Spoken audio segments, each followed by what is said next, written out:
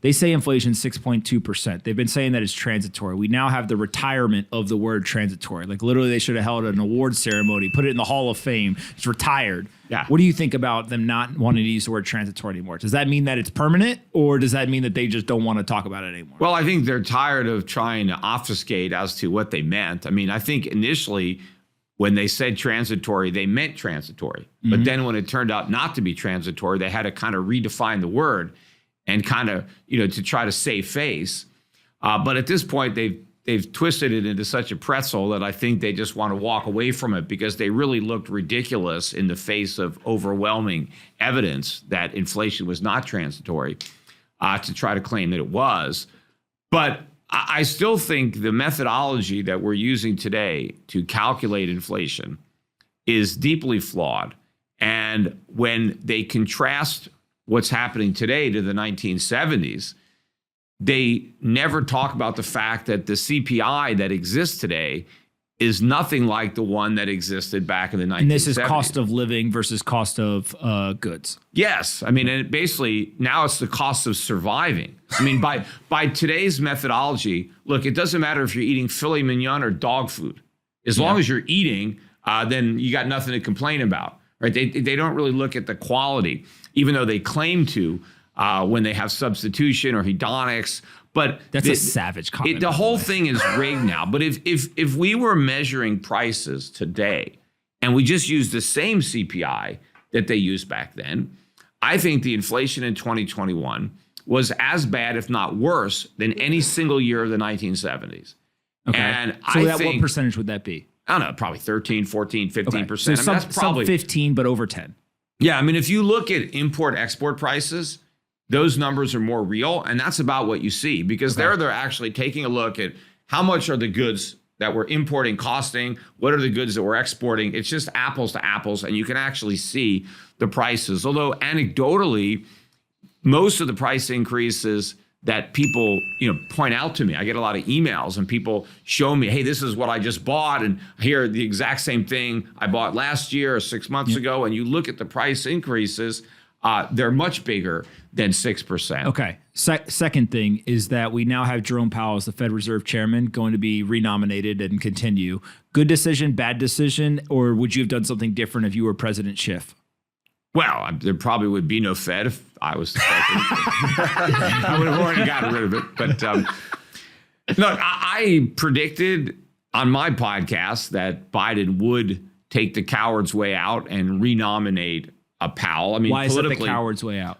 Well, you don't want to go out on a limb and put somebody else in there who's your person, because then if anything goes wrong, it's your fault, right? It's if you just leave the guy there that's there because, hey, everybody wants him there. And then if something goes wrong, hey, it's not my fault. Look, he's not my guy. Trump appointed him, and the Republicans wanted me to keep him, and so it's easier for him than going out on a limb, because if the economy does well or Powell does a good job, then he gets credit for reappointing him. But to go out in left field and go for a Brainerd or somebody else, and then something goes wrong, why? I mean, Trump kind of had to get rid of Yellen because he spent his whole campaign bashing Yellen, basically for doing exactly what he then bashed Powell for not doing, until Powell got his mind right and started doing exactly what Trump criticized Yellen for doing.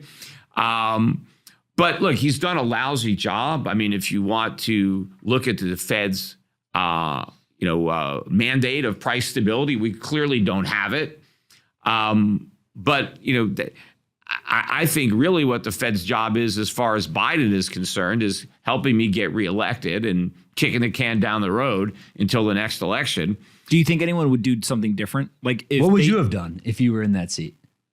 Well, what I would do, I would let the markets know that the Fed is no longer going to be setting interest rates, that the market was going to do that, and we were going to start liquidating our holdings of U.S. Treasuries. Because